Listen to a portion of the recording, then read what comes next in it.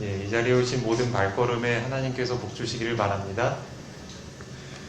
오늘은 주 만나기를 예비함이라는 제목을 가지고 함께 말씀을 나누겠습니다. 어린 아이들과 함께 외출을 준비를 하다 보면 종종 인내심이 필요한 때가 있습니다.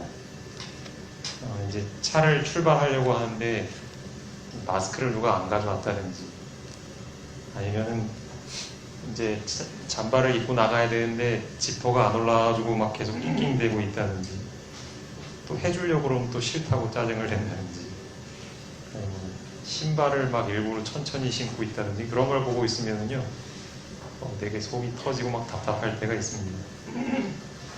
얼른 가야 되는데 가기 싫다고 짜증이 내면 또 힘들고, 빨리 가야 하는데 내가 원하지 않게 지체가 되면 참 무척 그것보다 괴로운 일이 없습니다. 예수님의 재림은 늦어지고 있습니다. 여러분도 그렇게 생각하십니까? 만약 재림을 간절히 원하신다면 그 재림을 기다리는 일이 무척 괴로울 것입니다. 그렇다면 재림이 늦어지고 있는 이유는 어디에 있을까요? 성경은 그 이유에 대해서 이렇게 말합니다. 베드로후서 3장 9절입니다. 주의 약속은 어떤 이들이 더디다고 생각하는 것 같이 더딘 것이 아니라 오직 주께서는 너희를 대하여 오래 참으사 아무도 멸망하지 아니하고 다 회개하기에 이르기를 원하시느니라. 왜 예수님께서 지체하시는가?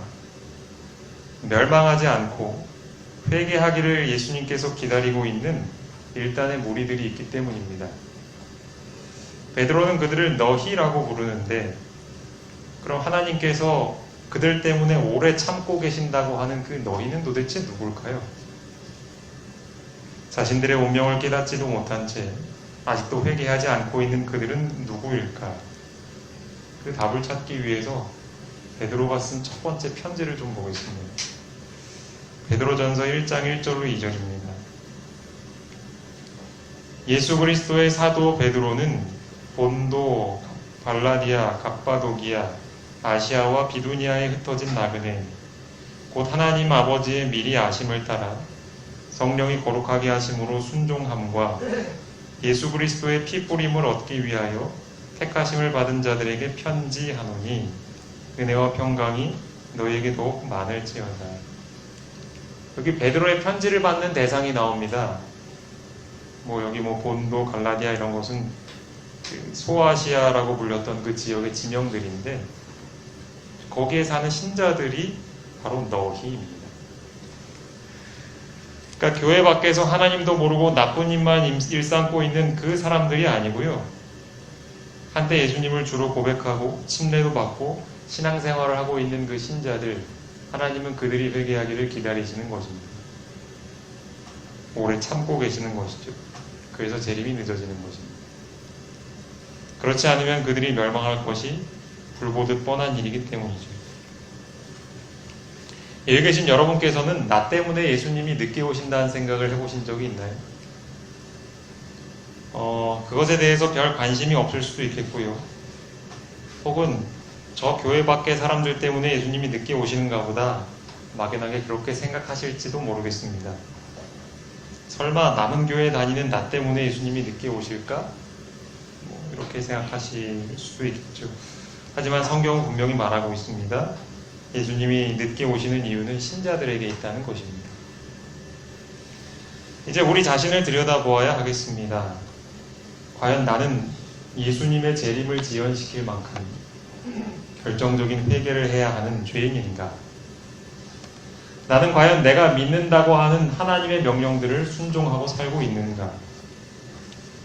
만일 우리의 말과 행동이 일치한다면 진작에 우리를 통해서 하나님의 영광이 나타났을 것입니다. 만일 우리의 말과 행동이 일치한다면, 그렇다면 우리가 전하는 진리가 사람들에게 엄청난 영향력을 미쳤을 것입니다. 많은 사람들이 예수님께 돌아왔겠죠. 그런데 현실은 그렇지 않습니다. 이 자리에 계신 여러분들의 가장 큰 관심거리는 무엇입니까? 내 구원과 남의 구원에 대해서 진지한 관심을 갖고 계십니까? 아니면 이런저런 핑계를 대면서 나 살기 위한 걱정과 염려들에 매여 있진 않습니까? 만일 이 자리에 계신 여러분과 제가 참된 회개를 경험했다면 그 증거는 분명합니다. 우리의 가장 큰 관심거리가 나의 구원과 다른 사람의 구원에 관한 것이어야 합니다. 그 외의 다른 일들은 모두 둘째가 되어야 합니다. 성경은 이 둘째가 되어야 할 관심거리를 첫째로 두었던 사람의 결말에 대해서 이렇게 묘사합니다. 창세기 19장 24절로 26절 말씀입니다. 여호와께서 하늘 곧 여호와에게로서 유황과 불을 비같이 소돔과 고모라에 내리사 그 성들과 온 들과 성에 거하는 모든 백성과 땅에 난 것을 다 엎어 멸하셨더라. 롯의 아내는 뒤를 돌아본 고로 소금 기둥이 되었더라. 누구 이야기죠? 잘 아시는 롯의 아내의 이야기입니다. 목숨이 위태로운 상황이었습니다. 롯과 그의 가족들을 구원하기 위해 하나님은 두 천사를 특별히 보내셨습니다. 이제 소돔과 고모라가 불에 타버릴 시간이 얼마 남지 않았죠. 천사들은 이곳에서 떠날 것을 롯에게 재촉했습니다. 하지만 롯은 지체했습니다. 보다 못한 천사들이 롯과 그의 아내와 그의 두 딸의 손을 잡아 끌고 갔습니다. 임박한 멸망의 위험 속에서도 롯의 가족들은 머뭇거리고 있었는데 그들에게 베푸신 하나님의 은혜가 얼마나 컸는지를 한번 생각해 보시기 바랍니다. 그런 은혜를 받았는데 롯의 아내는 어땠습니까? 뒤를 돌아봤습니다. 그리고 소금 기둥이 되었죠. 여러분, 롯의 아내가 왜 뒤를 봤을까요? 불구경이 재밌을 것 같아서 그랬을까요? 단순히 내가 살던 곳이 어떻게 되나 구경하는 것이 아니었습니다. 아직도 소돔과 고모라에서 살던 자신의 삶, 그리고 거기에 두고 온 자기 재산들, 이것에 대한 애착을 버리지를 못했던 겁니다. 그 애착이 얼마나 강했던지요. 자기가 죽고 사는 문제보다도 더 큰 관심거리였습니다. 이보다 더 안타깝고 어리석은 장면이 또 어디에 있겠습니까? 그런데 이것이 남의 일이 아닐 수 있습니다. 하나님과 온 하늘의 가장 큰 관심사는 나와 온 인류의 구원입니다. 그런데 정작 임박한 위험을 알지 못한 채 사라질 것들에 더 큰 관심을 두고 살아가는 것이 우리의 현실은 아닙니까? 하늘이 볼 때 우리를 얼마나 답답하고 어리석게 볼까를 한번 생각해 보시기 바랍니다. 한번 생각해 보십시오. 예수님께서는 하늘에서 가지셨던 모든 영광과 영예를 버리셨습니다. 그분께서 버리신 것은 롯의 아내가 버려둔 것보다 비교할 수 없을 만큼 가치 있는 것이었어요. 하지만 그분은 기꺼이 버리셨죠. 도대체 무엇이 그분을 그렇게 기꺼이 포기할 수 있게 만들었을까요? 그것은 나와 온 인류의 구원 때문이 아니겠습니까? 하늘에서 천사들의 찬송을 받아도 아직 구원받지 못한 지구인들을 생각하면 마음이 아픈 겁니다. 내가 무시당하고 고통받고 괴로워도 그것 때문에 이 사람들을 구할 수 있으면 차라리 그게 예수님은 더 기쁜 겁니다. 나 혼자 이 기쁨을 누릴 수가 없어서 우리가 주님께서 준비하신 멋진 집에서 살면서 함께 하늘의 빛과 영광을 누리며 천사들과 노래 부르는 모습을 보고 싶으셔서 가장 고통스러운 죽음을 당하기로 선택하신 것입니다. 지금 내가 예수님을 알고 신자가 되고 또 집사나 장로나 목사가 되어서 이 자리에 앉아 있는 것이 여러분 결코 대수롭지 않은 일이 아닙니다. 우리가 받은 은혜가 얼마나 큰 것인지를 한번 생각해 보십시오. 그럼에도 불구하고 왜 우리는 엉뚱한 것들에 더 큰 애착과 관심을 갖고 있을까요? 우리의 구원 문제가 뭐 되면 되고 안 되면 안 되고 뭐 상관없어 이렇게 여겨야 할 가벼운 일일까요? 만약 우리 자신이 구원에 대한 문제를 사소하게 여긴다면 그것은 우리 구원 때문에 치르신 그분의 희생을 무시하는 일이 될 것입니다. 생각해 보십시오. 우리가 누구한테 선물을 줬는데 그 사람이 그 선물을 대수롭지 않게 생각하고 버린다면 기분 나쁘고 그 사람한테 화내지 않겠습니까? 하물며 내 구원을 위해 치르신 예수님의 희생을 우리가 별것 아닌 것으로 무시한다면 하나님은 어떻게 여기시겠습니까? 에베소서 4장 30절 말씀입니다. 하나님의 성령을 근심하게 하지 말라. 그 안에서 너희가 구속의 날까지 인치심을 받았느니라. 만약 내가 나의 구원과 이웃을 구원하는 일에 무관심한 태도를 보인다면 그것은 성령을 근심하게 하는 것입니다. 우리 부모님들도 자녀들이 때로 엉뚱한 짓 하고 이상한 짓 하면은 근심하시잖아요. 그렇죠? 성령도 마찬가지죠. 근데 우리가 그 성령의 인내심을 시험한다면 계속해서 그분을 근심시키면 그분은 떠나십니다. 여러분, 성령이 떠나신다는 것이 무슨 의미인지 아십니까? 어떤 일이 벌어질까요? 하나님이 떠나시면. 성경에서 하나님이 떠난 사람들의 예를 찾아볼 수 있죠? 혹시 기억나는 예가 있으십니까? 하나님이 신이 떠난 사람. 그래서 완전히 망가져버린 사람. 예, 저는 딱 생각나는 사람이 사울이 있습니다. 그렇죠? 하나님이 이보다 더 준수한 사람이 없다. 그리고 그렇게 겸손했던 사람이 얼마나 미치광이처럼 변했습니까? 그렇죠? 성령이 떠나신다는 것은 뭐냐면요.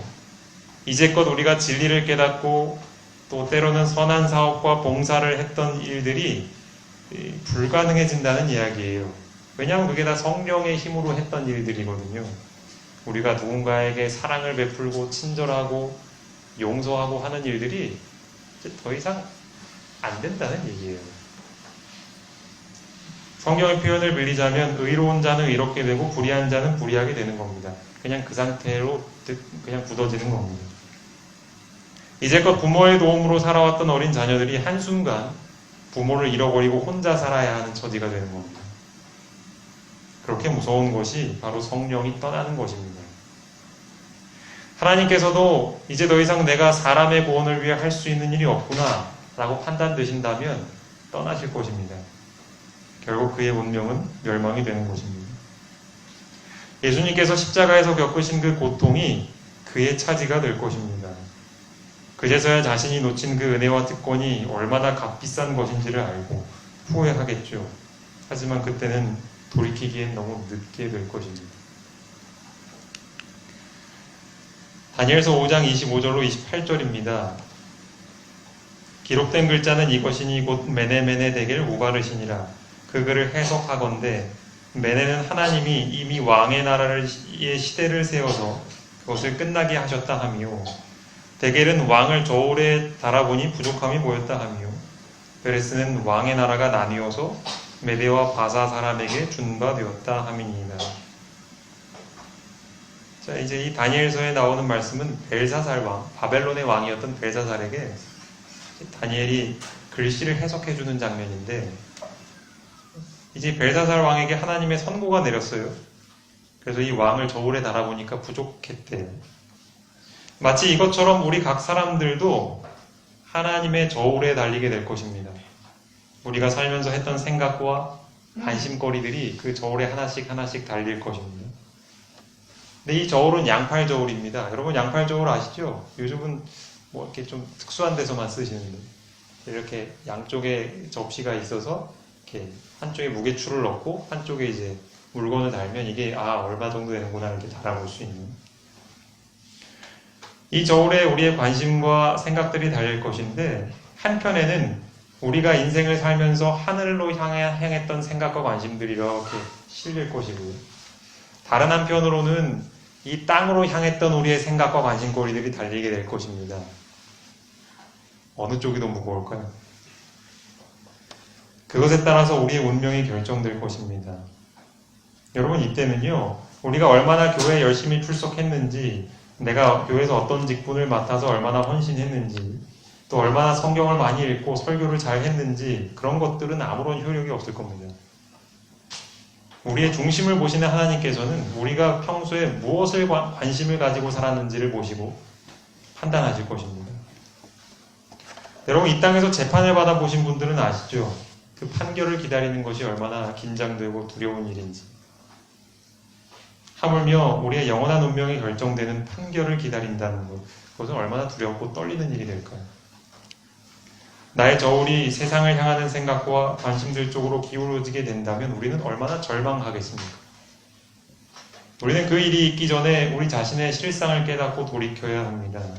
분명한 사실은 어느 누구도 결정적인 회개가 없이는 자신의 구원을 보장할 수 없다는 것입니다. 디모데후서 3장 1절로 5절에 있는 말씀입니다. 말세에 어떤 사람들이 있게 될 것인지를 바울이 설명하고 있는데, 너는 이것을 알라. 말세에 고통하는 때가 이르러 사람들이 자기를 사랑하며 돈을 사랑하며 자랑하며 교만하며 비방하며 부모를 거역하며 감사하지 아니하며 거룩하지 아니하며 무정하며 원통함을 풀지 아니하며 모함하며 절제하지 못하며 사나우며 선한 것을 좋아하지 아니하며 배신하며 조급하며 자만하며 쾌락을 사랑하기를 하나님 사랑하는 것보다 더하며 경건의 모양은 있으나 경건의 능력은 부인하니 이 같은 자들에게서 내가 돌아서라. 자, 이제 세상의 끝이 가까울수록 이런 사람들이 늘어난대요. 그래서 쭉 설명을 합니다. 2절부터 4절까지. 그런데 5절을 보면 우리를 좀 의아하게 하는 표현이 하나 나옵니다. 그게 뭐냐면 경건의 모양은 있으나 경건의 능력은 부인하니, 이렇게 생각합니다. 왜 이 말이 우리를 의아하게 하는가? 저도 그랬고요. 보통 우리가 이 말씀을 읽으면 무슨 생각을 하냐면 2절부터 나온 표현을 보면서 적어도 나는 안 그래.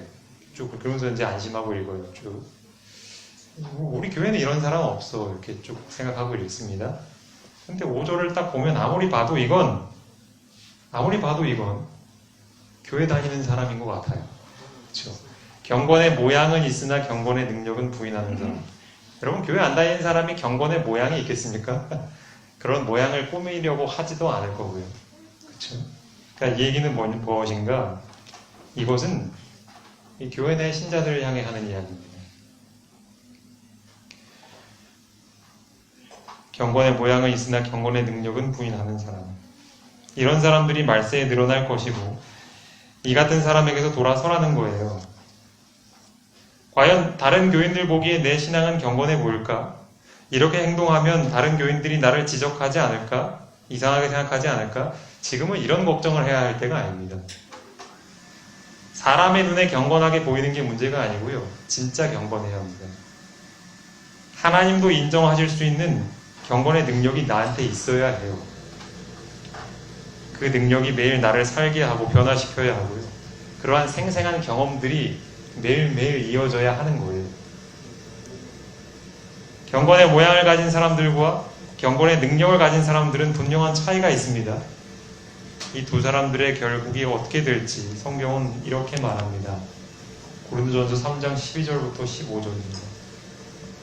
만일 누구든지 금이나 은이나 보석이나 나무나 풀이나 짚으로 이 터 위에 세우면 각 사람의 공적이 나타날 터인데 그 날이 공적을 밝히리니 이는 불로 나타내고 그 불이 각 사람의 공적이 어떠한 것을 시험할 것임이라. 만일 누구든지 그 위에 세운 공적이 그대로 있으면 상을 받고 누구든지 그 공적이 불타면 해를 받으리니 그러나 자신은 구원을 받되 불 가운데서 받은 것 같으리라. 자, 아까는 제가 이제 저울에 달리는 것과 같다 이렇게 말씀을 드렸는데 이제 우리가 뭘 겪냐 하면 이제 불을 통과하는 시험을 겪는다고 이야기해요. 그리고 이 말씀 속에서 우리 모든 사람은 건물로 비유되고 있습니다. 건물. 우리가 건물을 지을 때 다양한 재료를 쓰잖아요. 그러니까 어떤 재료로 지어졌는지에 대해서 평가를 받는 날이 올 것이에요. 근데 여기서 통과하려면 우리는 불에 타지 않는 재료로 건축이 돼야 합니다. 여기 6가지 재료들이 나오는데 앞에 나오는 금이나 은이나 보석은 불에 탑니까? 안 탑니까? 안 탑니다. 그리고 그 뒤에 나오는 나무나 풀이나 짚은 어때요? 불에 타요. 이처럼 우리는 경건의 모양이 아니고요, 경건의 능력이 필요한 것입니다.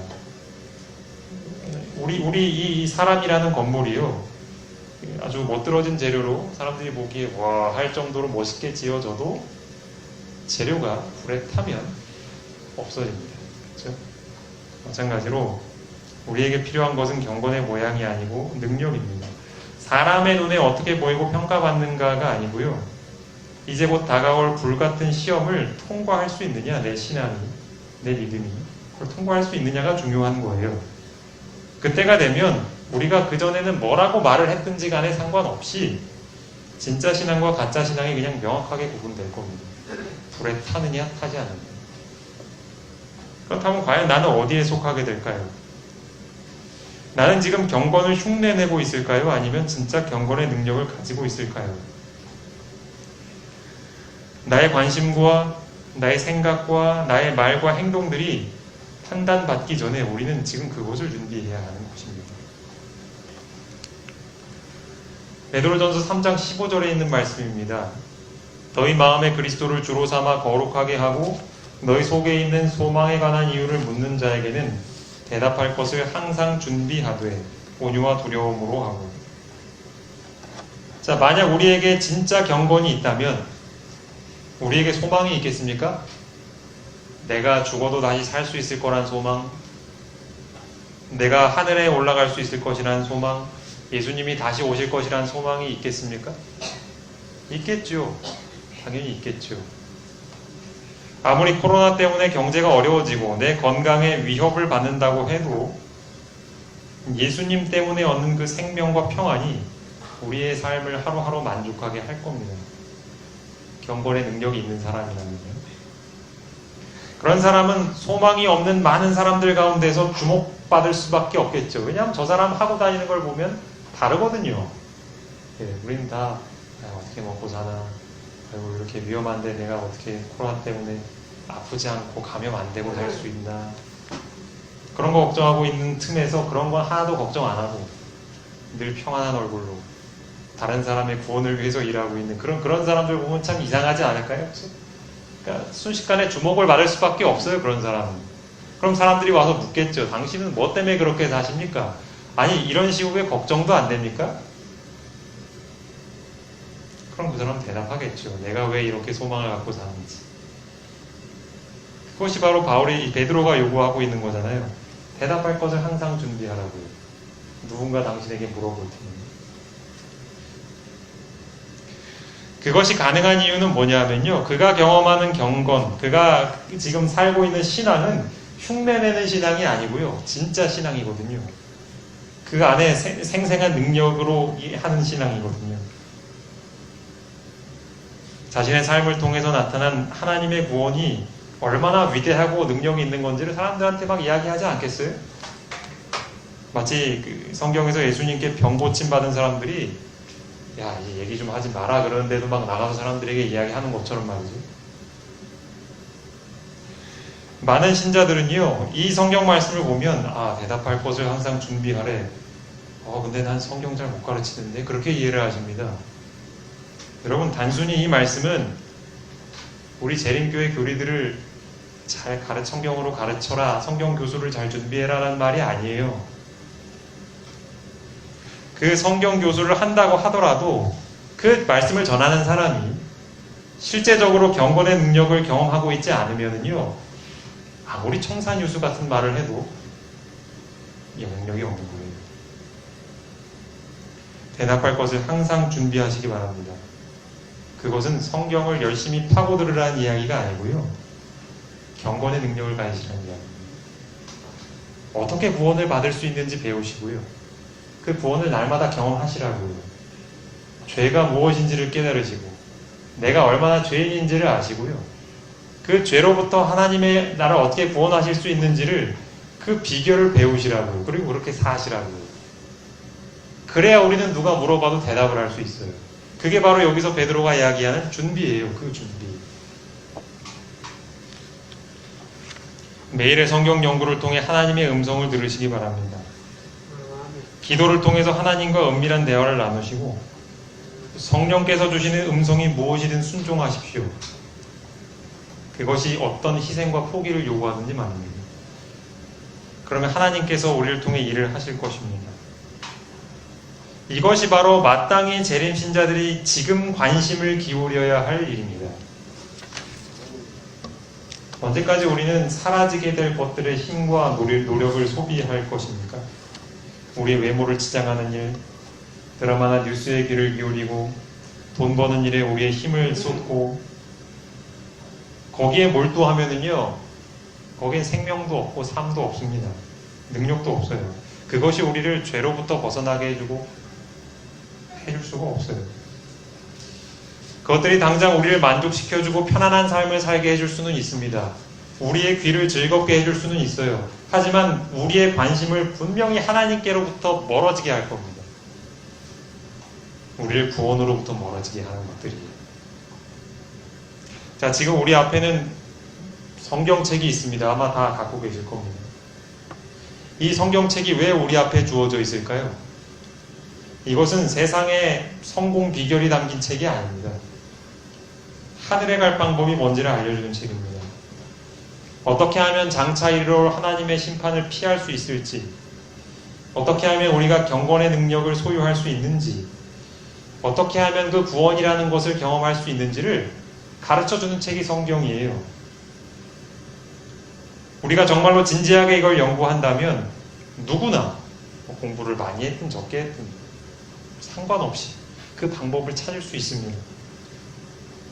정작 중요한 것은 무엇이냐 하면 우리 각자가 얼마나 그 일에 관심과 노력을 기울이느냐예요. 지금 내 옆에 교우들이 그렇게 안 살고 있다고 해서 나도 괜찮겠지 그렇게 살다간 큰 코 다치게 됩니다. 하나님은 우리에게 어떤 사람을 비교 대상으로 제시해주지 않으셨습니다. 오직 우리의 모본이요 거울이요 비교 대상은 누구십니까? 예수님이에요. 그러니까 우리는 늘 예수님을 거울 삼아서 봐야 돼요. 예수님처럼 살지 않는 것은 위험한 거예요. 그분을 닮는 사람만이 구원을 얻을 것이고 그에 못 미친다면 구원도 잃어버리는 것입니다. 계시록 3장 15절 16절입니다. 내가 네 행위를 아노니 내가 차지도 아니하고 뜨겁지도 아니하고다. 내가 차든지 뜨겁든지 하기를 원하노라. 내가 이같이 미지근하여 뜨겁지도 아니하고 차지도 아니하니 내 입에서 너를 토하여 버리니라. 여러분들이 많이 들어온 라오디게아 교회 이야기죠. 뜨겁지도 않고 차지도 않으니. 하나님이 원하시는 것은 차든지 뜨겁든지 하는 거예요. 하나님이 제일 먼저 원하시는 건 뜨거운 거예요. 뜨거운 거. 그래야 구원받는 거예요. 그런데 왜 차라리 차기를 바라시느냐? 자기가 차면은 내가 뜨겁지 못하구나 라고 아니까. 그러니까 차기를 바라시는 거예요. 근데 여기 교회 교인들은 미지근하대요. 하나님이 이렇게 원하시는데요. 왜 미지근할까요? 이 사람들. 결국 이게 우리 이야기잖아요. 그렇죠? 우리는 왜 미지근한 걸까? 우리 자신을 평가하는 기준을 잘못 잡았기 때문에 그래요. 제대로 된 거울로 우리를 봐야 우리의 진짜 모습을 알 수 있는데 잘못된 걸 보면서 자꾸 비교를 하는 거죠. 뜨거움에 미치지 못하면, 예수님에 미치지 못하면 위험한 것인데 여전히 그들은 주위에 있는 사람들과 자신을 비교하면서 안주하는 것입니다. 자기가 뜨겁다고 착각을 하는 거예요. 내 곁에 있는 아무개보다 잘한다고 해서 구원받는 것이 아닙니다. 차라리 내 자신이 차다고 느끼는 게 더 안전한 거예요. 아까 말씀드린 것처럼. 말씀드린 것처럼 예수님의 오심은 지체되고 있습니다. 왜 예수님은 늦게 오시는가? 그분의 재림은 모든 인류의 운명이 판가름 나는 시간이기 때문입니다. 그때 되면 끝이에요. 더 이상 구원을 위해 사람들이 준비할 시간이 없으니까요. 그래서 하나님은 자꾸 미루시는 거예요. 결국 모든 사람들은 둘 중에 하나로 판명 날 것입니다. 뜨거운 물이든지 찬물이든지, 예수님의 동역자이든지 아니면 사탄의 동역자가 되든지, 전심전력하는 그리스도인이든지 아니면 그리스도인이 아니든지. 그런데 아직도 그 현실을 직시하지 못하는 신자들이 회개하지 않고 있기 때문에 지체되는 거죠. 우리가 도달해야 할 참된 뜨거움, 그 예수님의 특징은 무엇일까? 그것은 바로 자기 부정과 희생의 정신입니다. 이게 뜨거움의 비결입니다. 이게 있어야 뜨거운 거예요. 하나님을 위해서, 인류를 위해서 어떠한 희생과 고난도 감수하겠다라는 이 사랑의 정신, 이 정신이 우리 안에 회복이 될 때 우리는 뜨거운 물이 되는 것입니다. 그러므로 우리가 구원받기를 원한다면 뭘 알아야 하는가? 예수님이 가지셨던 자기 부인이 뭔지, 희생하며 산다는 게 뭔지를 우리는 알아야 하는 거예요. 그리고 그렇게 살아야 하는 겁니다. 만약 우리가 이것을 알지 못하고 이렇게 살지 않으면 결코 하늘은 우리의 것이 될 수 없을 것입니다. 마지막으로 이 말씀을 좀 보겠습니다. 고린도후서 4장 17, 18절입니다. 우리가 잠시 받는 환난에 경한 것이 지극히 크고 영원한 영광에 중한 것을 우리에게 이루게 함이니 우리가 주목하는 것은 보이는 것이 아니요 보이지 않는 것이니 보이는 것은 잠깐이요 보이지 않는 것은 영원함이라. 자, 여기 바울이 지금 아마 환난을 받고 있는 것처럼 보이죠, 그렇죠? 지금 우리가 환난을 겪고 있다. 그런데 그 환난이 왜 필요하냐면 이제 곧 영원하고 아주 큰 영광을 우리가 이루기 위해서는 이 환난을 받아야 한다. 이제 그렇게 얘기하고 있는 거예요. 그러니까 앞서 제가 설명드렸던 그 예수님의 뜨거움, 자기 부정과 희생의 정신으로 살아야 하는 그런 상황에서 지금 살고 있는 것이죠. 그렇죠? 자, 여러분 에서를 생각해 보시기 바랍니다. 그는 당장의 배고픔 때문에 팥죽 한 그릇에 장자권을 팔았습니다. 눈앞의 일 때문에 영원한 것을 놓친 거예요. 지금 우리도 마찬가지입니다. 눈에 보이는 일에 주목하고 있는 이 삶을 바꾸지 않으면 우리도 그렇게 될 수밖에 없습니다. 지금 우리가 해야 할 일이 무엇입니까? 나와 이웃의 구원에 가장 큰 관심을 갖는 거예요. 경건의 모양으로 만족하지 않고 경건의 능력을 갖는 것입니다. 그 일을 위해서 무엇을 해야 하는가? 이 말씀은 우리에게 제시하죠. 보이는 것이 아니라 무엇에 주목하래요? 보이지 않는 것에 주목하래요. 우리의 구원자이신 예수님을 바라보아야 하는 것입니다. 구원의 길이 제시되어 있는 이 성경을 열심을 가지고 연구해야 하는 것입니다. 더 이상 예수님의 재림을 지체시키는 사람이 되지 않기를 바랍니다. 예수님을 만나기를 준비하시기 바랍니다. 그분이 우리를 위해 치르신 희생이 더 이상 쓸모없는 것이 되지 않게 되기를 바랍니다. 그래서 우리가 하늘에서 기쁜 모습으로 우리의 동료들과 함께 만나게 되길 바라면서 말씀 마치겠습니다.